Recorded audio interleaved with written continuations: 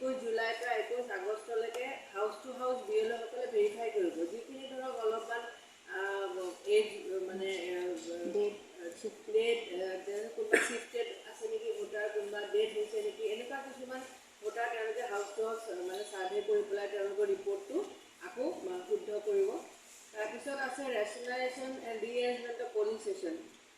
এইটো ৰেচনেলাইজেশ্যন এণ্ড ৰিএৰেঞ্জমেণ্ট বুলিলে ধৰক কিছুমান পলিং ষ্টেচনত যদি বহুখিনি ভোটাৰ হৈ গৈছে তাৰ ওচৰত আৰু এটা আমি এড কৰিব পাৰোঁ, সেইটো এটা ৰেচনেলাইজেশ্যন অফ ৰিএৰেঞ্জমেণ্ট মানে ওচৰ পাজৰ এলেকাত আমি কেতিয়াবা দিব পাৰোঁ। যিখিনি ভোটাৰ আছে তাৰ পৰা যদি বহুত দূৰত দেখা যায় ভোটৰ চেণ্টাৰটো সেনেকুৱা ধৰণৰ কিছুমান ৰিএৰেঞ্জমেণ্ট আৰু ৰেচনেলাইজেশ্যন কৰা হয়।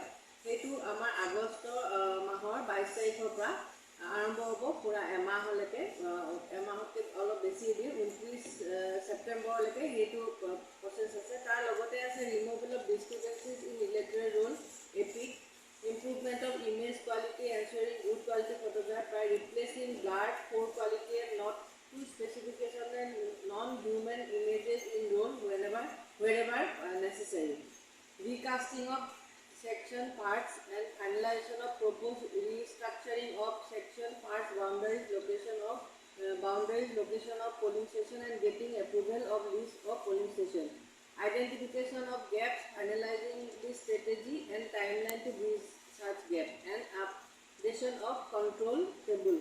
এইখিনি ছেপ্টেম্বৰৰ ভিতৰত এইখিনি শেষ হ'ব লাগিব। তাৰপিছত আছে ছেপ্টেম্বৰৰ পিছত অক্টোবৰলৈকে আছে preparation of format 1 to 8, preparation of supplements and integrated draft roll with reference to 1/1/2024 as a qualifying date.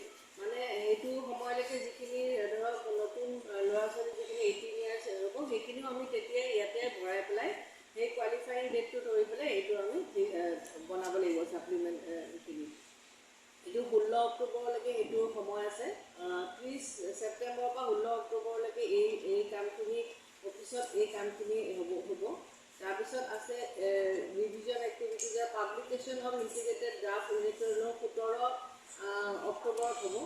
Period of filing of claims and objection আকৌ হ'ব 17 অক্টোবৰৰ পৰা 30 নৱেম্বৰলৈকে। স্পেচিয়েল কেম্পেইন তাৰ এই সময়ত হ'ব প্ৰতি দুটা Saturday and Sunday within claims and objection period to be decided and fixed by CEO। Objection চলি থাকিব সেই সময়ত আমি ছেটাৰডে ছানডে কেইটাত আমি কিছুমান কেম্প কৰিব লাগিব।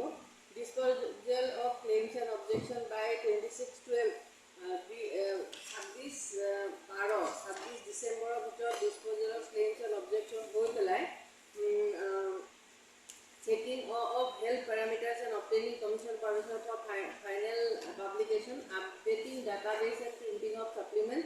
এইটো 1 জানুৱাৰী 2024 এইটো কমপ্লিট হ'ব লাগিব এইখিনি। তাৰপিছত ফাইনেল পাব্লিকেশ্যন হ'ব 5 জানুৱাৰী 2024। এইখিনি গোটেই চিডিউলটো এতিয়া আহিছে আৰু সেইমতে আমাৰ বৰ্তমান ট্ৰেইনিংটো চলি আছে। বাকী ষ্টেপ বাই ষ্টেপ আমি কৰি যাম। এইখিনি আপোনালোকে ৰিকুৱেষ্ট থাকিলে যাতে ৱেব পাব্লিছ